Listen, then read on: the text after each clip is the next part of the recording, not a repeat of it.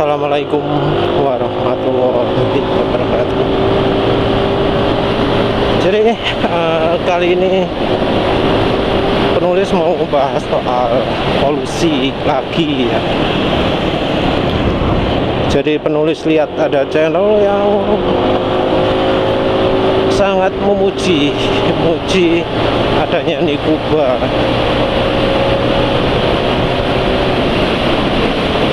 Disebut Nikuba itu solusi untuk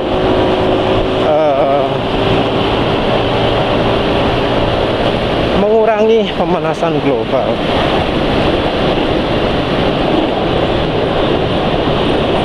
Terus ada juga bro yang komentar soal barusan ya kemarin, komentar soal ya mobil listrik itu bukan solusi karena apa jenenge,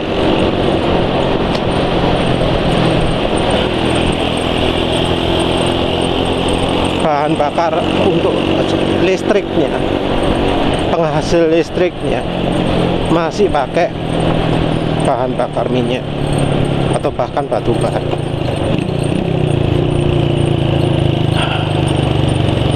Iya, entah mengapa ya, kenapa kok orang-orang ini selalu memperhitungkan semuanya dari sisi gas emisi karbon.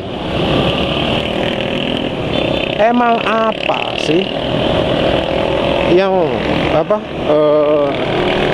benar-benar menunjukkan bahwa emisi karbon ini jadi biang besarnya dari polusi, dari pemanasan global? Apa benar kalau kita mengurangi emisi karbon maka bumi kita akan lebih adem? Tapi kita harus kembali dulu. Emang bumi kita ini makin panas tak? Makin panas sekali gitu kah? Iya, sebenarnya ya.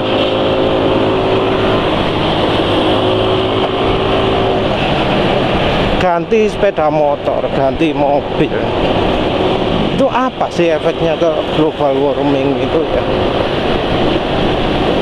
Apa manusia bernafas itu juga disalahkan? Disalahkan menghasilkan korban mobil. Kalau soal analisa, ya mestinya sudah tahu juga bahwa pembakaran hutan itu merupakan sumber karbon dioksida yang paling besar ya.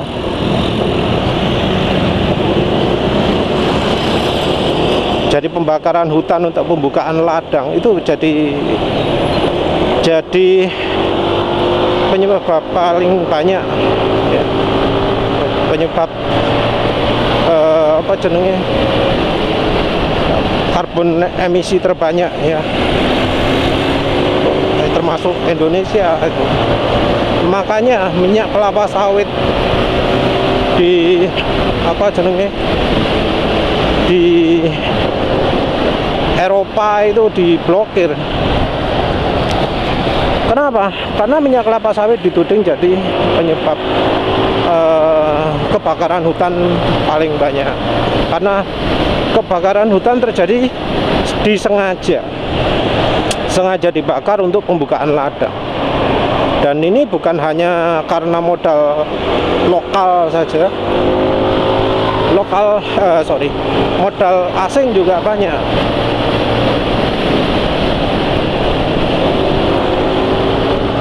Jadi penanaman modal asing untuk kelapa sawit juga banyak.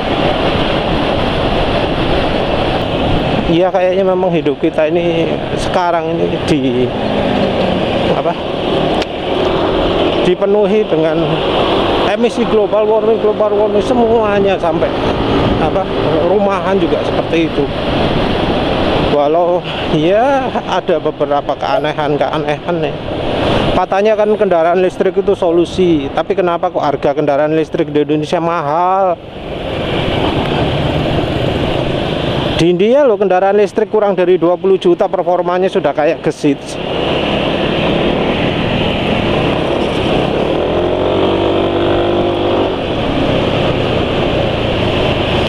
Terus soal PLN atap ya, sorry Pak, pemasangan solar panel di atap, katanya orang sekarang maksimal cuma boleh pasang 10% ya.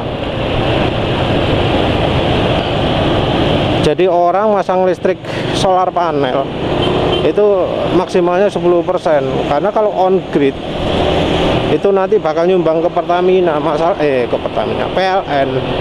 Masalahnya adalah listriknya cuma dihasilkan siang hari. Listrik siang hari itu kalau di PLN disebut bukan peaknya, bukan titik puncaknya. Titik puncaknya justru katanya dari rumah tangga jam jam 6 sampai jam 10 atau 11 malam. Itu puncaknya katanya.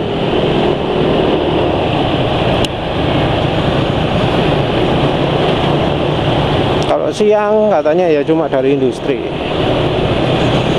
Nggak tahu lah.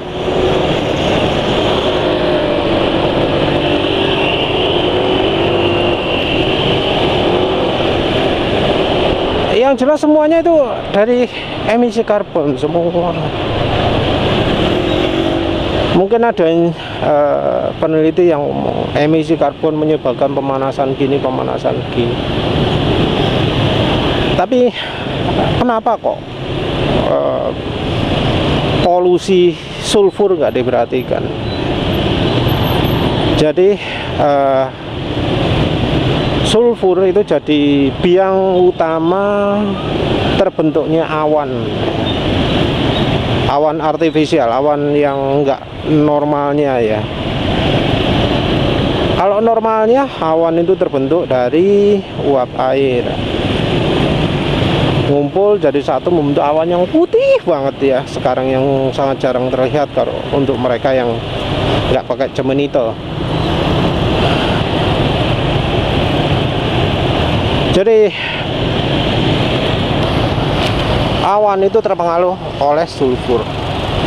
Sulfur itu sumbernya dari mana? Ya, salah satunya dari kendaraan. Kalau dari kendaraan bisa dari bensinnya. Bensinnya sih katanya sulfurnya sudah sangat rendah ya, sudah tinggal berapa ppm. Makin rendah lagi kalau bahan bakarnya sudah standar Euro 4, apalagi Euro 5. Tapi bensin kita, bahan bakar kita kebanyakan masih Euro 3. Jadi sulfurnya masih belum jaminan tinggi. Tapi ya yang paling banyak itu dari langit, dari pesawat jet. Sulfur yang dilepaskan dari bensinnya pesawat jet, entah itu sengaja ataupun tidak, itu akan menghasilkan partikel-partikel nanti ya, yang nanti uap air itu akan mencoba menempel ke partikel-partikel sulfur tersebut. Makanya kalau ada pesawat jet lewat, bisa terbentuk asap di belakangnya. Itu adalah ketika partikel sulfurnya itu ditempeli oleh uap-uap air, oleh uap air yang membekui kristal air. Butiran kristal air ngumpul semua dan jadilah awan berbentuk garisan ya, muncul di belakang pesawat jet. Dan proses nempelnya itu nggak berhenti saat itu saja. Setelah muncul awan bergaris, nanti awan bergaris ini akan nyebar sangat luas ya. Kalau terusan ya nanti lama-lama langit ini akan dipenuhi oleh awan sisa asap pesawat tersebut. Makin lama makin lebar. Penulis sudah pernah menunjukkan tapi lupa kapan.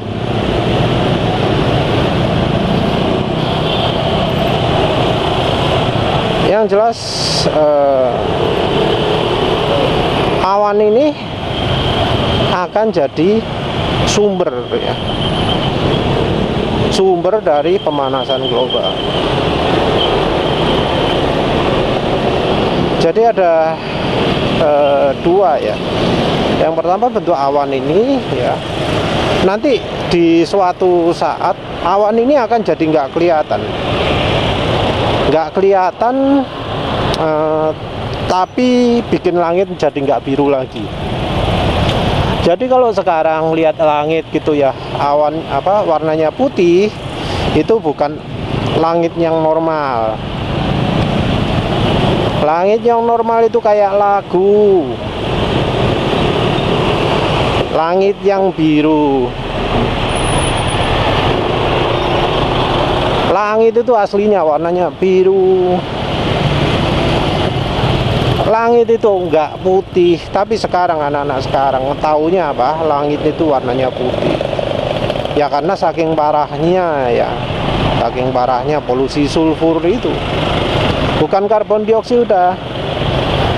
Kalau karbon dioksida ya nggak akan kayak gini lah, karena dulu kan banyak banget karbon dioksida, karena kan kayak industri di Inggris itu ya misalnya ya, dulu kan pakai batu bara semua, pakai asap hitam semua, terus jadinya terkenal sebagai kota apa jenenge, kota semok ya, kota yang berkabut, kabutnya karena polusi. Kalau sekarang Cina sudah termasuk, walau Cina sekarang sudah mulai modern sehingga walau pakai batu bara pembakarannya lebih bersih. Kalau nggak bersih kena denda pemerintah mereka ya. Jadi mereka sekarang cukup serius. Katanya dulu Shanghai itu termasuk kota yang paling parah polusinya. Shanghai itu kota industrinya Cina.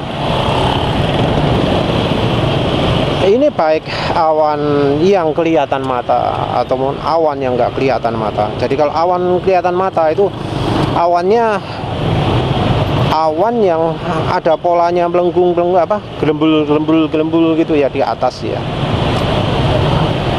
Awan seperti itu menyebabkan pemanasan. Pemanasan kalau istilahnya regional warming. Kalau nggak kelihatan juga sama. Pemanasan juga sama, regional warming juga.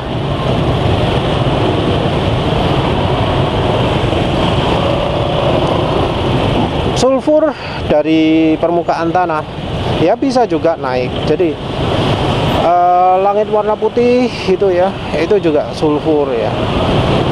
Katanya sih teorinya bisa naik ke atas, tapi di beberapa teori ada yang ngomong turun ke bawah, nggak jelas lah ya. Ini naik apa turun gitu loh. Naiknya juga kenapa, turunnya juga kenapa.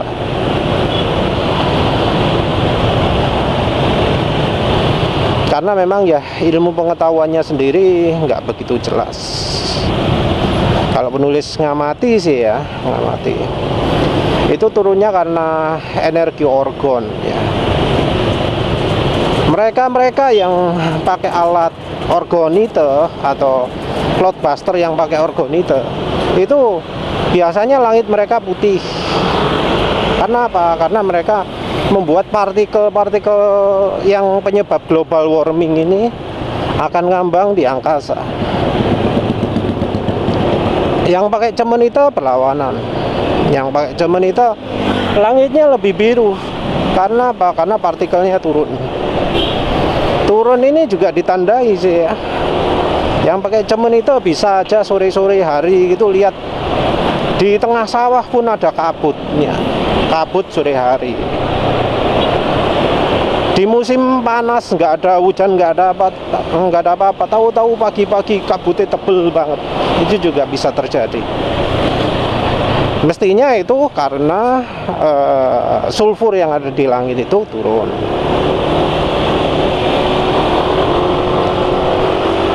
perbedaan cuaca juga jadi beda juga ya. Jadi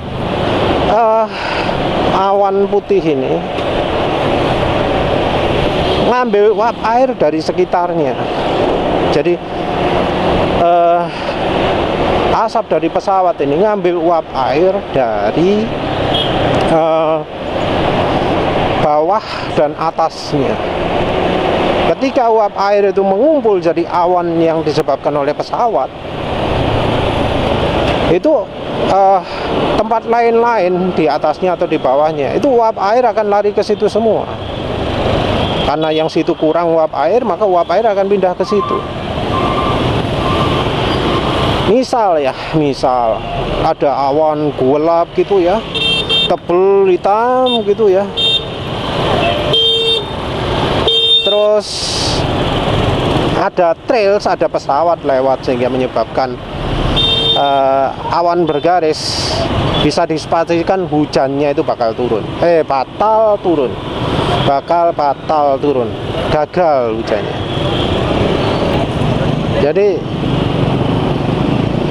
hujan yang mau turun sekalipun pasti jadi batal. Kenapa? Ya karena uap airnya kepake tuh sama asapnya pesawat. Yang pakai cemenet biasanya bisa mengamati hal ini.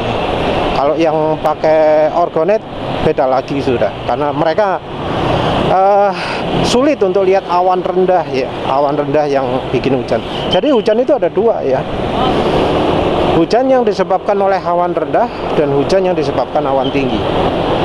Hujan yang disebabkan awan rendah itu biasanya nggak ekstrim, turunnya nggak deras, nggak disertai petir, nggak disertai angin kencang. Nah kalau hujan disertai yang dari awan tinggi itu ekstrim, badai petir, dar, terus apalagi anginnya kencang buas, bahkan ada twister juga, ada angin puting beliung. Nah itu hujan yang disebabkan awan tinggi.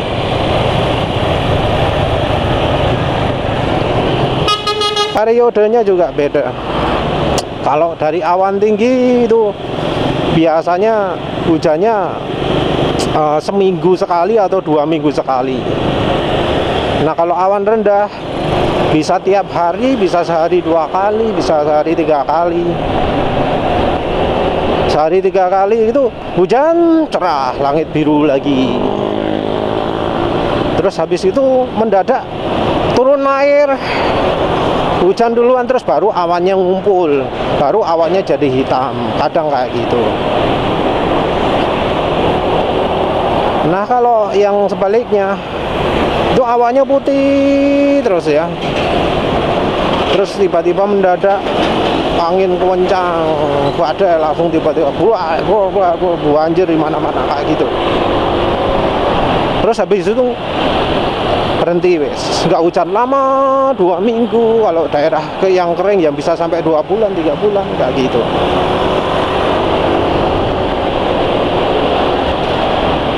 Nah awan yang di atas awan buatan itu, awan dari asap pesawat itu seperti itu. Kita nggak ngomong soal itu sengaja atau enggak lah, di luar topik itu wes. Baik sengaja ataupun tidak, yang jelas itu terjadi. Itu bisa dengan mudah diamati kalau kita sering lihat langit ya. Kalau penulis sendiri sih sudah mulai mengamati mulai dari tahun 2010. Ya sering kayak gitu. Ya sering lihat hujan yang dihalangi, baik secara modern pakai orgonet ataupun karena memang ada mantenan ya, disarang sama orang, dihalangi sama orang. Tapi katanya kalau sarang hujan itu ada efeknya juga, yaitu hujan di tempat lain jadi lebih ekstrim ya. Nggak tahu lagi lah. Kalau yang soal tradisional gitu sembuh lah siji mana. Yang modern ini yang bikin kasihan. Yang modern kan pakai orgonit. Itu dia sebenarnya tujuannya adalah untuk memperbaiki alam. Awalnya tujuannya seperti itu, untuk mengurangi efek dari tower. Katanya kalau pakai orgonet, energi tower jadi nggak berbahaya. Makanya di tower itu dikasih orgonet banyak gitu ya. Tapi sayangnya mereka itu ngukurnya nggak pakai cara fisik.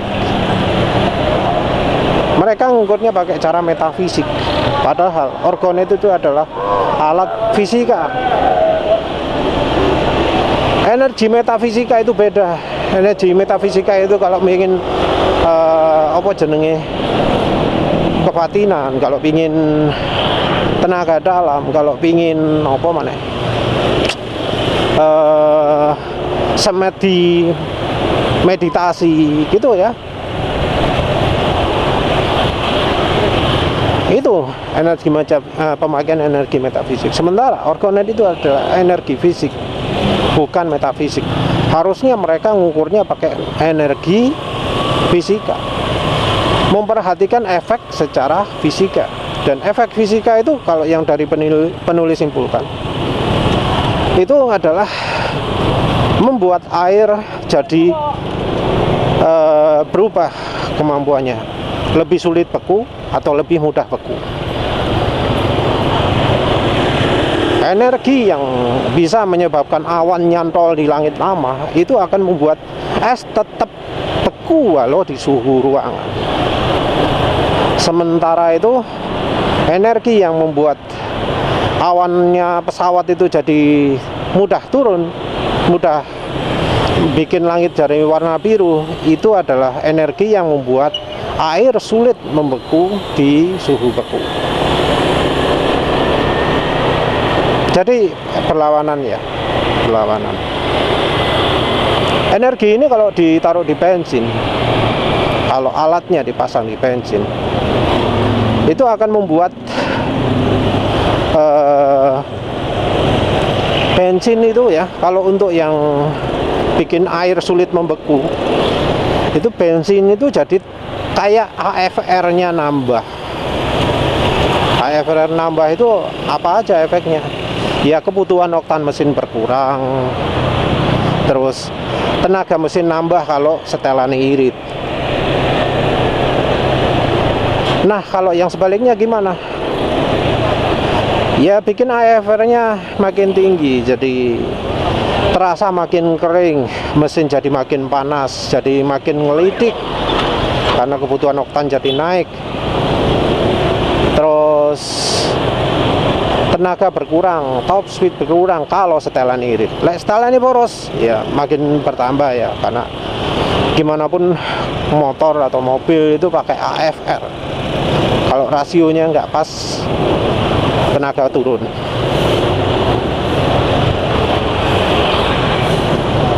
Nah, karena itu Semenite ya, alat yang dipakai untuk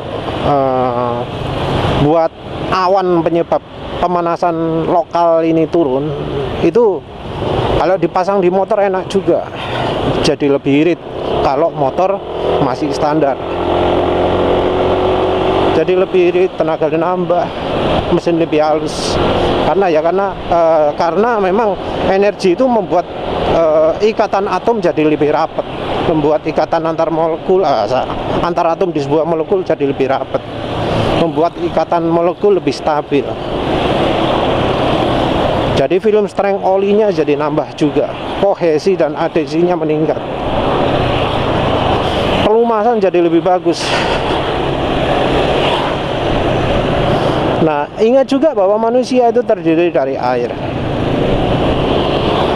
Orang kalau sering terkena energi yang bikin awan pesawat itu tetap di angkasa, ya darahnya itu jadi lebih mudah beku, karena ya sifat energi memang seperti itu. Nah, kalau pakai sebaliknya, ya bakal jadi lebih sehat, karena darah lebih sulit beku. Jadi walau darahnya banyak penyakit banyak lemak jenuhnya.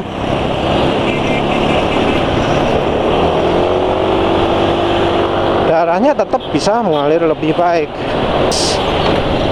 Sayangnya sekarang ini Indonesia sedang dikuasai oleh orgonite yang ngukurnya entah kenapa ya, kok jadi orang barat ya yang ngukur. Namanya Dandaum, Bali Gifter, Edostar. Dia itu kan orang barat, orang Inggris. Entah kenapa ya orang Indonesia kok jadi nuruti itu semua. Kenapa kok nggak ngukur pakai energi fisik? Karena kalau mereka ngukur pakai energi fisika, nggak bakal banyak ya jenenge hujan berlebihan, angin ribut gitu. Memang secara alami pengaruh alam yang buruk itu bisa terjadi, tapi pemakaian organik membuat ya reaksi alam makin ekstrim. Ya bener lah mungkin ungkapan bahwa manusia itu membuat kerusakan di muka bumi. Nah memang pikirannya niatnya bagus, tapi caranya salah ya akhirnya merusak juga. Dan pengalaman penulis dengan energi-energi ini ya membuat penulis yakin bahwa yang merusak bumi ini bukan karbon, bukan emisi karbon. Karena kalau emisi karbon, kenapa ya kok antara misalnya daerah dekat rumah dengan daerah dekat Bungur atau daerah lain kok beda cuacanya, beda pola hujannya, beda ekstrim tidaknya cuaca itu. Mengapa kok beda? Kalau namanya global kan semuanya sama, tapi ini enggak, beda-beda. Dan yang penulis alami ini tidak hanya penulis tok yang testimoni. Ada yang di Spanyol, ada yang di Amerika. Di Amerika itu malah katanya waktu ada musim badai Katrina ya, katanya kan badai Katrinanya itu menuju ke utara. Begitu mau dekat ke tempat rumahnya, badai Katrinanya belok. Lah unik tuh. Terus yang di Sydney di Australia itu malah ekstrim lagi. Di tempat lain banjir gak karu-karuan, di tempat dia itu hujannya kalem-kalem, nyantai gitu. Ya sama cerita juga ketika ada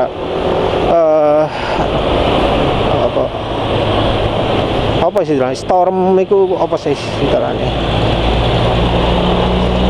pusat badainya itu jalan ya, menghindar dari rumah dia.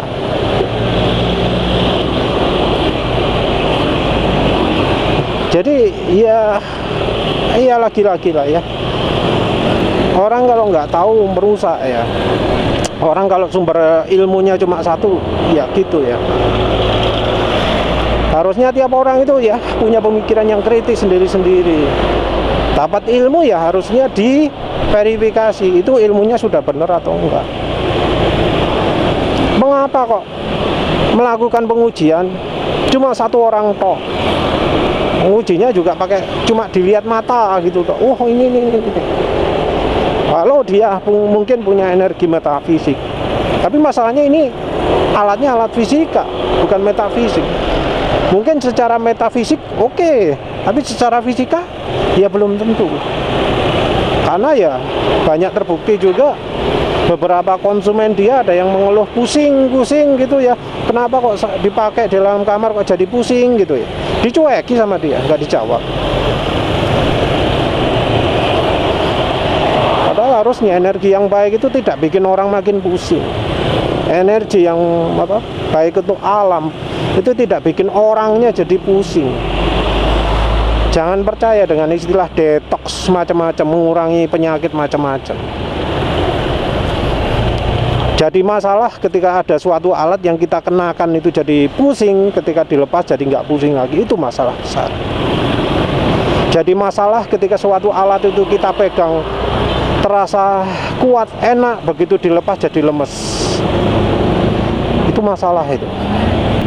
Yang jelas apa ya, kalau ada pertimbangan apa-apa nggak usah lah pakai emisi karbonan, karena jelas cuaca ini nggak dipengaruhi oleh emisi karbon.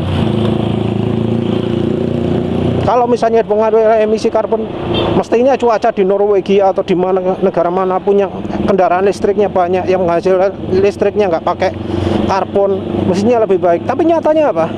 Sama saja. Ya wis lah, itu aja. Terima kasih sudah menonton. Assalamualaikum warahmatullahi wabarakatuh.